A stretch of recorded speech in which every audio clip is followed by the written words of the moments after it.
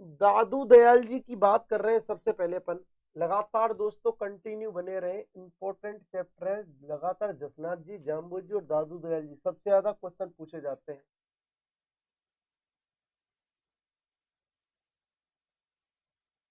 दादू दयाल जी की बात करें दोस्तों, इनका जन्म यानी कि 1544 ईस्वी में फागुन शुक्ल अष्टमी को मैं कह सकता हूं इनका जन्म 1544 ईस्वी में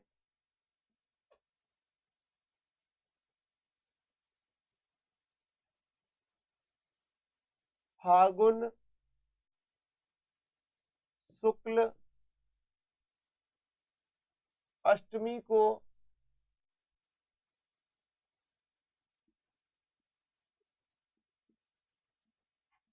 अहमदाबाद में,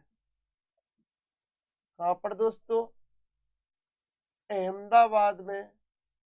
अहमदाबाद कहां पर है दोस्तों? गुजरात में। ढंग से समझे दोस्तों। बहुत बढ़िया, स्वागत है। बढ़िया दामोदर, तरक्की कर दोस्त। जन्म 1544 में फागुन शुक्ल अष्टमी को किस स्थान पर? अहमदाबाद गुजरात में हुआ है। इसके अलावा मैं थोड़ी दादू दयाल जी के बारे में आपको बता दूं। दादू दयाल जी का बचपन का नाम, बचपन का नाम भास्कर था। दादू दयाल जी के बचपन का नाम क्या है दोस्तों? भास्कर था। संतोष बता दूंगा दोस्त मैं। इधर देखिए, बचपन का नाम भास्कर था। इनके जो उपदेश हैं, इनके जो उपदेश हैं वो दोस्तों ढूढ़ाड़ी भाषा में दिए गए। काय में दिए गए? ढूढ़ाड़ी भाषा में दिए गए। इनके उपदेश दोस्तों ढूढ़ाड़ी भाषा में दिए गए। कौन सी भाषा में? ढूढ़ाड़ी भाषा में दिए गए हैं। इसके अलावा दोस्तों मैं आपको बता दूं, इनकी जो प्रमुख कार्य क्षेत्र रहा है वो राजस्थान रहा है। Pappu Ram ji, good morning. इनका जो प्रमुख कार्य क्षेत्र रहा है वो क्या रहा है दोस्तों? आर्ट और कल्चर। फिनिश कर देंगे दोस्तों, कुछ ही दिन में हो जाएगी, अब ज्यादा नहीं चलेगा, नहीं चलेगा ज्यादा भी। इधर देखें, इनके उपदेश सर्वाधिक ढूढ़ाड़ी भाषा में है। आगे भी अपन बात कर लें दोस्तों नेक्स्ट पॉइंट की। उपदेश के अलावा इन्होंने एक ग्रंथ लिखा था। कौन सा ग्रंथ लिखा था दोस्तों? एक बार मेरे को सभी के सभी बताओगे क्या? बताइए, इन्होंने कौन सा ग्रंथ लिखा था? बताइए दोस्तों, इनके ग्रंथों के नाम बताइए मेरे को कोई। दादू दयाल जी, रतन सिंह चुंडावत जी, स्वागत है सर आपका एम स्टडी पर। वैसे भी आप कई दिन से गायब थे, मेरे को दिखाई दियो आज रतन सिंह जी। ग्रंथों की बात करें, पहला दादू दयाल दासरी वाणी, दादू दयाल जीरी वाणी, ये इनका प्रमुख ग्रंथ रहा है। किनका? इन्हीं का। इसके अलावा बात कर लूं मैं, दादू दयाल रा दूहा, दादू दयाल रा दूहा नामक दो फेमस ग्रंथ लिखे। किसने? दादू दयाल जी ने। आगे अपन बात कर ले दोस्तों दादू दयाल जी की। इसके अलावा भी राजस्थान का कबीर कहते हैं। मैं इनका एक और उपनाम बता दूं, एक उपनाम बता दूं। राजस्थान का कबीर कहते हैं। क्या कहते हैं? राजस्थान का कबीर कहते हैं। किसको? दादू दयाल जी को राजस्थान का कबीर कहते हैं। आगे अपन और बात कर लें दादू दयाल जी के बारे में। दादू दयाल जी जो थे, यानी कि दादू दयाल जी ने अपने उपदेशों से इतने लोगों को प्रभावित किया, जिनमें सबसे पहले रज्जब जी का नाम आता है। रज्जब जी को कैसे कैसे प्रभावित किया वो मैं आपको आगे बताऊंगा। आगे अपन देखें दोस्तों, इनकी जो प्रमुख मैं कहूं गद्दी है या प्रमुख पीठ है, या इन्होंने स्थापना की काय की दोस्तों?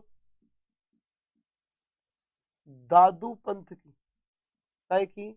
दादू पंथ की स्थापना की।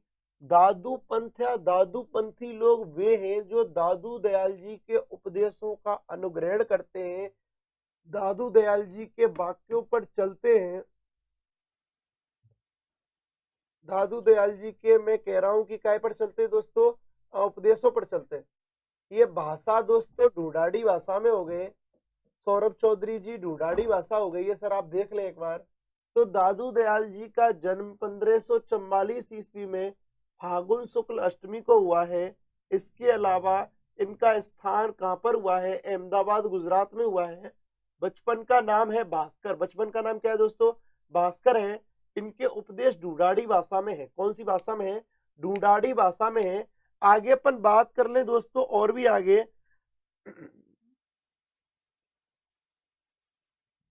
अरे दोस्तों लो इधर देखो, दादू पंथ की स्थापना 1574 में की है, सामड़ जयपुर में की है।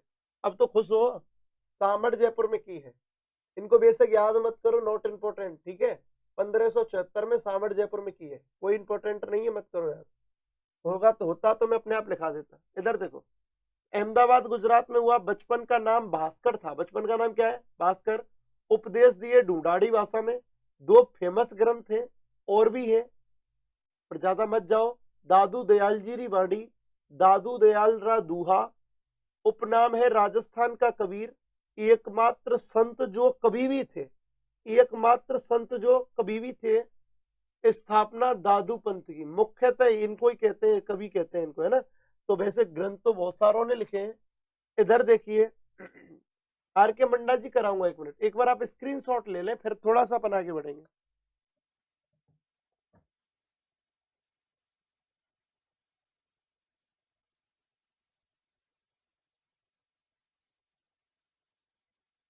जन्म 1544 में फागुन शुक्ल अष्टमी को, कहां पर, अहमदाबाद गुजरात। बचपन का नाम भास्कर। उपदेश ढूंढाड़ी भाषा में। ग्रंथ दादू दयाल री बाणी, दादू दयाल रा दूहा। उपनाम राजस्थान का कबीर। और स्थापना दादू पंथ की 1574 में। वापस बोल रहा हूं, जन्म कब हुआ है दोस्तों, दोस्तों जन्म कब हुआ है, 1544 में हुआ है। जन्म 1544 में अहमदाबाद गुजरात में हुआ है दोस्तों, है ना। ये फागुन शुक्ल अष्टमी को। बचपन का नाम भास्कर है। उपदेश ढूंढाड़ी भाषा में दिए हैं, मेरे साथ साथ याद करने की कोशिश क्या करो मनी मन में। ग्रंथ दो, दादू दयाल री बाणी और दादू दयाल रा दुआ। उपनाम दोस्तों आपको पता ही है, कबीर कह दिया है। स्थापना 1574 में काय की कर दी, दादू पंथ की। काय में कर दी दोस्तों, दादू पंथ की। बिल्कुल रवि घड़ी से है क्या, रवि घड़ी से। दादू दयाल जी की बात कर लें, दादू दयाल जी के शिष्य, दादू दयाल जी के शिष्य, दादू दयाल जी के शिष्य में अपन सबसे पहले बात कर लें सुंदरदास जी, रज्जब जी, मिस्किन दास जी,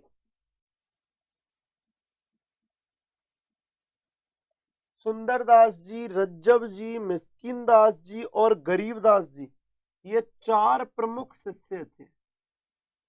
गरीबदास जी, और गरीबदास जी तो कई बार पूछे जा चुके हैं, लाइक जरूर कर दें। ओके रवि, समझ गया, बढ़िया तरह पढ़े इस पर। सुंदरदास जी, रज्जब जी, मिस्किन दास जी, गरीबदास जी। सुंदरदास जी, रज्जब जी, मिस्किन दास जी और गरीबदास जी। आगे समझे, इनके टोटल 152 स्टूडेंट थे। इनके कुल शिष्य कितने, इनके कुल शिष्य थे दोस्तों 152। कितने थे, 152, जिनमें से इनके प्रमुख शिष्य थे 52। प्रमुख शिष्य कौन कितने थे, 52। इन 52 शिष्यों को दादू पंथ के 52 स्तंभ के नाम से भी जाना जाता है। मैं बता रहा हूं दोस्तों, और ये न्यू बैच के लिए कौन पूछ रहा है, एमपी सिंह बघोली जी। मैं आपको सर बता दूं, हर टॉपिक नया होता है, आप पढ़ते रहिए, वापस यहीं घूम कर आ जाएंगे, अलग थोड़ी होते हैं इनके लिए। इधर देखें, कुल शिष्य 152, प्रमुख शिष्य टोटल कितने? 52। नोट लगा रहा हूं मैं।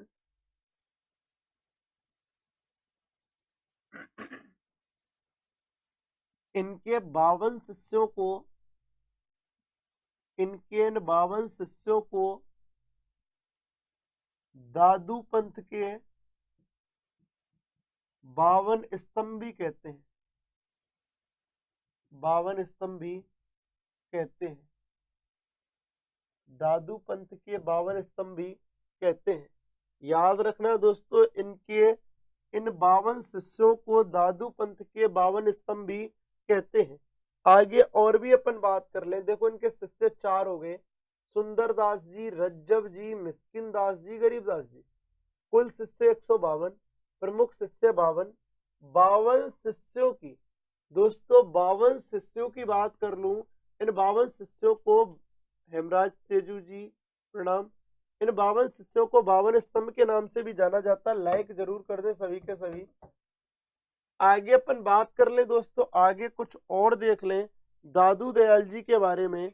इनकी जो प्रमुख पीठ है दोस्तों, इनकी जो प्रमुख पीठ है वो है नरेना जयपुर में। कहां पर है दोस्तों? नरेना, या नरेना जयपुर में है, नरेना जयपुर में है दोस्तों, नरेना जयपुर में है। आज जब आगे बात करें, बिल्कुल नौरज जांगिड़ जी बिल्कुल सुनाऊंगा, एक बार इसको तो होने दो। तो दादू दयाल जी के 4 प्रमुख शिष्य हैं, सुंदरदास जी, रज्जब जी, मिस्किन दास जी, गरीबदास जी। शिष्य तो कई थे, 52 थे। कुल शिष्य 152, प्रमुख शिष्य 52। 52 शिष्यों को दादू पंथ के 52 स्तंभी कहते हैं और प्रमुख पीठ है नरेना जयपुर में। प्रताप जी गुड मॉर्निंग। तो दोस्तों लाइक जरूर कर देना दोस्तों सभी। एक बार आप स्क्रीनशॉट ले लीजिए, फिर थोड़ा आगे बढ़ते हैं। एक बार स्क्रीनशॉट ले लीजिए।